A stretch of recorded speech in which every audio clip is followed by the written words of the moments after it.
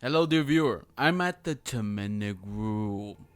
That new Netflix anime was bad, but don't take my word for it, let's compare intros. For this example, we have Devil May Cry 3, Dante's Awakening, being compared to the Devil May Cry anime intro.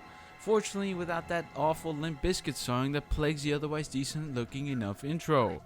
Why did I choose DMC 3 for this particular comparison? Because oddly enough, the new Netflix anime has decided that a complete change from the ground up was needed to bring DMC to the animated format. But why is that? I don't know, but look at the difference between the game that came out in 2005 to the anime that was just released a few short weeks ago, in 2025. But this isn't fair. I shouldn't be comparing something so old to something modern and fresh. Alright, how about I compare the intro to DMC 4 Special Edition to the new Netflix anime? This game came out in 2008 and witnessed the energy it has, not just from the music but the careful selection of cutscenes from the game that make you hyped to play the game. It also includes actual gameplay, the thing that you're about to play as an even greater reminder that you're about to have a fun time. That Netflix anime though, oof. If you could open your eyes from the mental damage that Limp Bizkit has given you, then you can see something interesting. Shots from the series' famous weapons and such. But, oddly enough, not everything you see in this intro is actually in the show. Some notable examples are Yamato, Virgil's sword, and Red Rose, Nero's sword. Not weapons, but still absent are Mundus, Trish, and Morrison. And probably most blatant of all is a complete lack of Ebony and Ivory. You know Ebony and Ivory, Dante's signature pistols that he had at the beginning of the first game? How did he get those pistols? Great question. Did this new origin story of an anime solve that question? No. Ebony and Ivory seem to be completely forgotten about, but Dante's Sword Rebellion isn't? Which is weird because the show just gives Dante Rebellion because it's hanging on the wall, so why doesn't he use it? He does? How many times? In fact, how many demons does Dante kill? It doesn't matter. The answer is not enough. Here we go. We are unwrapping this shit sandwich. How about that action in the action anime? How about we compare an action scene from the games to an action scene in the anime? In the games, our wacky woohoo pizza man, Dante, defies gravity and the only limits of the scenes are the creator's own imaginations. Does the anime do the same thing? No, it's worse in every way. Out of some sick and twisted need to adhere to, I guess, realistic set pieces, nothing in this anime is crazier than the tamest things that Dante does in the games. Well, that might be an exaggeration, but I don't care. You know who also doesn't care? This show about the already existing story at all. Funny, isn't it? A show having the name Devil May Cry must have devils that cry. We must humanize the explicitly evil creatures from the demon realm. But why? Because it's the year 2025, and if our show doesn't have any nuance, we can't be taken seriously. A misguided thought for a misguided show. I can rattle on about everything that is wrong about the lore, but this corruption runs so far deep that I have to be here for an unspecified amount of time. Virgil this and Sparta that, mimicking the great housewives that used to gossip while getting their hair done. And now that I say it, maybe that's why the show's creator didn't care about the existing material, because they thought that they could create something better with the already existing pieces. With truthfully, I've done to other titles. I know my place. I know when and where to apply this technique. But applying it to Devil May Cry, I would not. You see, if a series that has 5 games all being loosely connected with the same characters and roughly the same themes, then I would guess that that series has a pretty good story, decent enough to prevail through the corporate desire for reboots and remasters. However, this train of thought must have departed before the creators of the show could board. Lady, Dante's denial over his origins, lack of Virgil, lack of a real demon threat, Lady, making politics get involved in my silly demon killing anime, Lady, Dark Com, Lady, the bizarre inclusion of a near silent episode in my silly demon killing anime, and finally, Lady. Let's look at Lady in Devil May Cry 3, the game she is featured the most in this series compared to this new Netflix anime. In Devil May Cry 3, she keeps to herself and is hostile towards Dante, but not overtly so. She doesn't trust Dante, but he doesn't resemble the demons she knows, so she keeps a distance. Further on into the game, Dante and Lady have a clash due to Lady's stubbornness, but ultimately see eye to eye and come together due to the tragedy they both have to commit. Lady and Dante are friends, and they both have experienced trauma over a family member. Dante's got Virgil, and Lady has Arkham, her father. So how does the new Netflix anime approach Lady and her characterization? It completely throws it out the window into a dumpster fire and rolls that dumpster downhill into an orphanage, exploding the entire street block. Does Lady have a reserved but deep rage towards the demons that is expressed with cunning, derogatory remarks to those demons?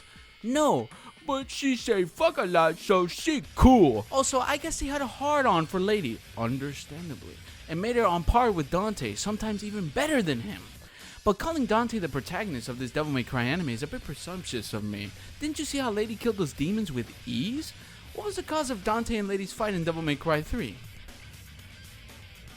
Wasn't it because Lady wouldn't listen to Dante when he told her that she didn't have the strength to take out Arkham? What's wrong? You tired?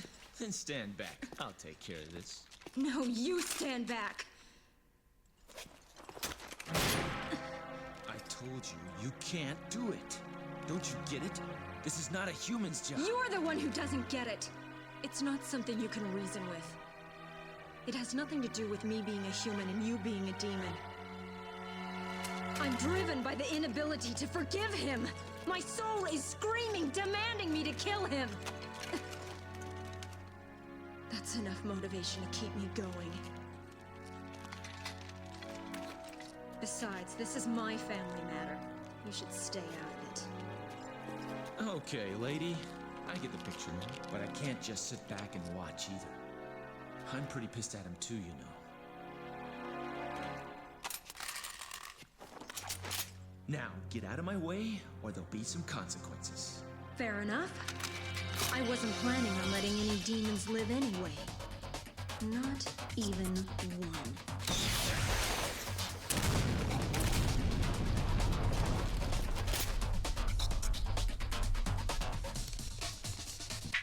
Maybe DMC 3 should have just given Lady, the human being, the ability to kill major demons. It's not like Dante, who's the son of the legendary Dark Knight Sparta, the demon who took on the demon realm by himself and was able to seal it off along with the demon king Mundus, is that much different from Lady. I loved Lady, and I 100% believe that she is the greatest sharpshooter to have ever lived. I've also played her campaign in DMC 4 and I can say that she's very fun to play. But the important thing to realize here is that she is just a regular human being like you and me. She wouldn't have any business killing major demons like she does in the show. Killing trash mobs and goons on the other hand, totally fine. She can kill up to 500 demons with Catalina Ann and I wouldn't even second guess that. In fact, that's what her role should have been. But instead the show made Lady a complete bitch. So unbelievably insufferable that when Darkon was ambushed in the apartment building, I was actively cheering for them to be completely wiped out, including Lady, a character I very much like. Also, one last thing regarding Lady. Her name is Lady. Lady. Mary is a dead name and I don't understand the insistence of the show using it. Lady. I understand that they changed their origin story, but it's still a dead name. Her name is Lady. But what about the supporting characters in the show? Now that we're on the topic of characterization, I guess we can talk about Dante. Why would anybody want to root for this guy with white hair called Dante, who is half demon, half human, and hunts demons with swords and guns? It's such a stupid concept. Having two pistols called Ebony and Ivory and a sword called Rebellion. Actually, the show never called them stupid. It's just that Dante doesn't have them yet because this is set before DMC 3. Who said that? Who said that? This is set before DMC 3? What? That would mean this season shows Dante getting Ebony and Ivory, right?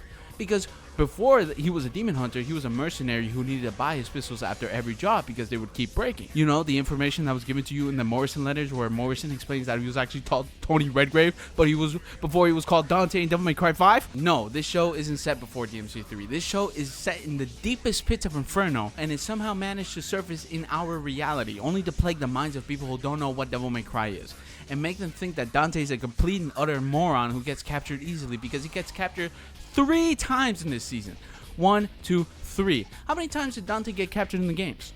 0 times. Do you know why? Because he isn't a fucking idiot and he's also very strong. Why would you waste your time in capturing him when you could just kill him? The show treats Dante as if all the strawberry sundaes and pizza Dante has ever eaten went straight to his head and replaced all the gray matter with pepperonis and milk. Also, why is the fact that Dante's half demon such a problem? Why does he deny it so? And making him believe that it's some sort of superhero mutation is just ridiculous. Dante knows he's a demon, and he has known since he was little. Listen to this cutscene from Devil May Cry 1. You're the man who lost a mother and a brother to evil 20 years ago. The son of the legendary Dark Knight Sparta, Mr. Dante. Well, the way I figure it, in this business, a lot of your kind comes around. And if I kill each one that comes, eventually I should hit the jackpot sooner or later. In that case, you should be used to this sort of thing. Are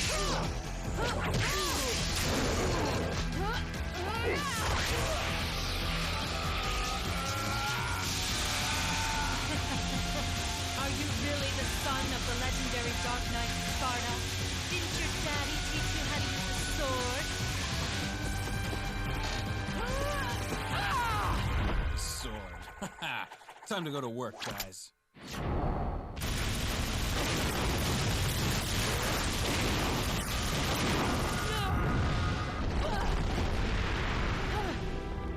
Even as a child, I had powers. There's demonic blood in me. What strength? You were the first one to know about my vengeance. Looks like I'm getting closer. It could be argued that Dante doesn't fully understand that he's also half human, which is infinitely more interesting than denying that he's in fact one of the twin sons of Sparta. Talking about the sons of Sparta, where's Virgil? In the demon realm for some reason. How did he end up there? No idea. He must have been dragged there when they attacked the Sparta house when Dante and Virgil were kids. And at this point my hopes are so low that I don't care. This show is ass in every regard. It doesn't even stand up as a good show when divorced from the source material. The story is rushed. The animation is only okay. The use of CG is obvious and not well implemented. There is little to no real character growth. And finally, the villain sucks. No matter how many silent film wannabe episodes you throw at me. I'm just gonna skip them. In this day and age, you're really gonna pull the villain is not one of them, but understands their problems and understands them because he grew up with them and they accepted them as one of their own on me? That shit isn't gonna work on me even if it came out of a Studio Ghibli film. But the true tragedy of this is, I'm even qualifying a Devil May Cry anime with character arcs and plot because DMC has never been known for this.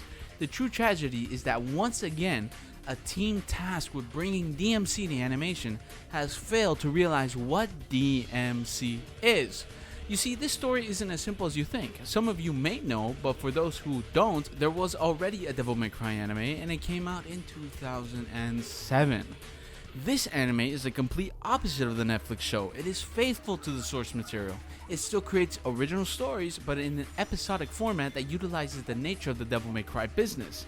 And for those who have never played a DMC game, the devil hunting business that Dante calls his own is called Devil May Cry. Not even mentioned once in the show, but whatever. This 2000 show includes Ebony and Ivory, by the way, in the first 2 minutes of the first episode. It knows that people who would watch a Devil May Cry anime are those who have played the games. Now, granted, this is when there were only 3 games in the series, 2 in reality, if you know, you know. So the series was more niche. But still, it showed respect to the series by now swerving into oncoming traffic with the source material. However, the show still isn't DMC. What actually happens is that these two shows are one and the same, two sides of the same coin, if you will. The 2007 show lacks the energy that is present in the Netflix anime, however misguided that energy may be. These shows really complete each other in that sense. We need to understand what makes DMC itself. That's the essence of the problem here. The 2007 show lacked the energy and tone, while the Netflix anime made a mockery of the series as a whole. Devil May Cry is an action game first and foremost, divided between Hideaki Itsuno joining and after, but still retaining that action game mindset first and foremost. Devil May Cry 1 is where a lot of the lore is set. The tone of the series is established, and most importantly, where the series would get its identity. Look at the intro for Devil May Cry 1.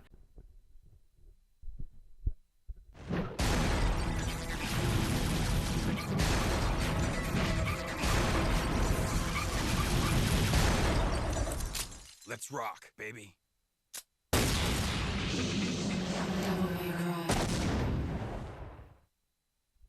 A warning message shattered by Trish, followed by stylish action, culminating in a logo drop. The best intro in the series in my opinion, and unfortunately that's where I need to stop because I didn't replay DMC 1 for this video because I don't like DMC 1. I respect what it did. Without it we would not have DMC 3, 4, or 5, and a lot of the best aspects of those later games came from DMC 1. The style of the music that makes Devil May Cry unique, industrial metal, would first be featured here. Also the art style, a combination of gothic with otherworldly corruption, would be first seen in DMC 1. Fun fact, if you own the HD collection, you can actually look at the concept art and see this style take shape.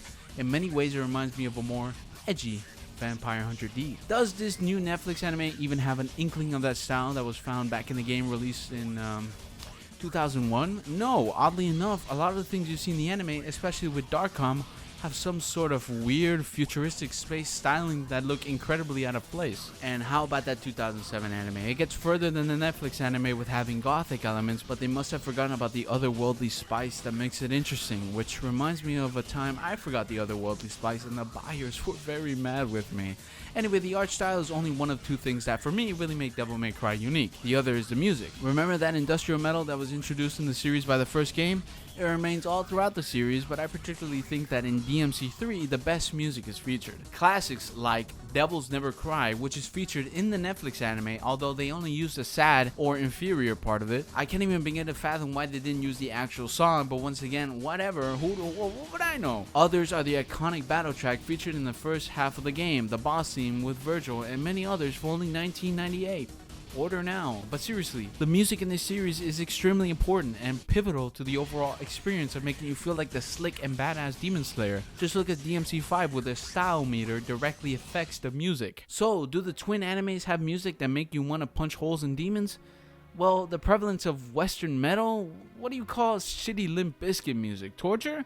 Whatever, these songs featured in the Netflix anime will want to make you punch a hole in your wall instead of any demons, or maybe, if you're like me, put a gun in your mouth and almost pull the trigger, but not quite, not yet at least. I don't even understand the decision to include tracks from different artists and not include tracks from the games themselves.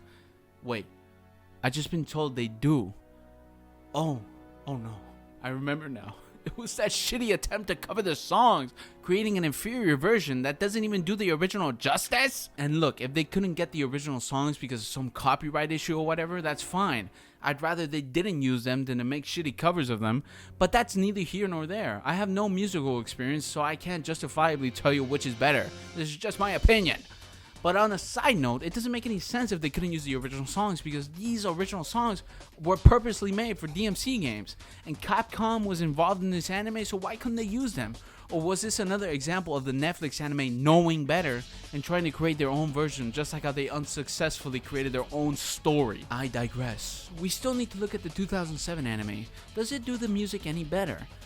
No, it has one heavy metal song for intense battles, but that's about it. At least the intro is kind of a banger, sort of. Maybe if you squint your eyes and pretend it's better, you can actually hear it better. It doesn't matter. Both of these animes don't even compare when it comes to the music in the games, which is a bloody shame because if anybody asked me what made Devil May Cry, I would instantly say the combat and the music. But that isn't enough to make an anime. How would you expect anybody to make a decent show if the only thing they had to go off of was music and combat, which don't translate to animation? Ah, there you go. This is your answer. This doesn't translate. That's the key to this whole shit show. Because you could easily get the essence of DMC, a simple and straightforward action story that is held together by the theme of family. Whatever the family may be involved in. DMC 1, Dante and the woman that looks like his mother, Trish, and his father's nemesis, Mundus. DMC 2, we don't talk about DMC 2.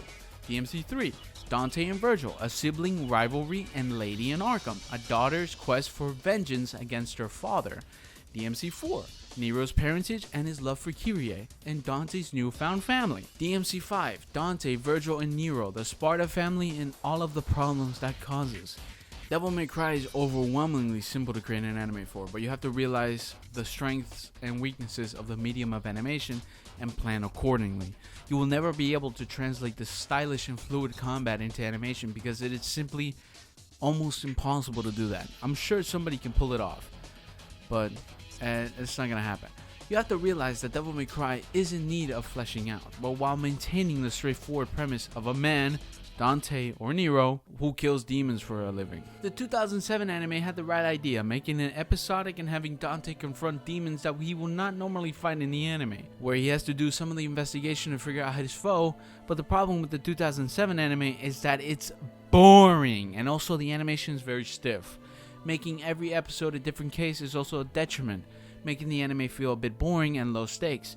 But if you were to combine the serialized Netflix anime and the episodic 2007 anime, you would also have a structure that would maybe fit DMC better, in my eyes, obviously. 3 episode arcs that feature Dante in wildly different environments and situations to avoid the monotony that plagued the 2007 anime. Here are some examples. Dante in the Caribbean, Pirate Dante. Maybe he has to fight a water-based demon, and the demon is actually the grandfather of a member of the ship Dante is on. Dante in the desert with Native Americans, or Nero in Monaco during the Formula 1 Grand Prix. There are so many good ideas for good and entertaining action anime here, but both anime must have never understood what DMC really is about. It's not an episodic melodrama or a serialized political commentary.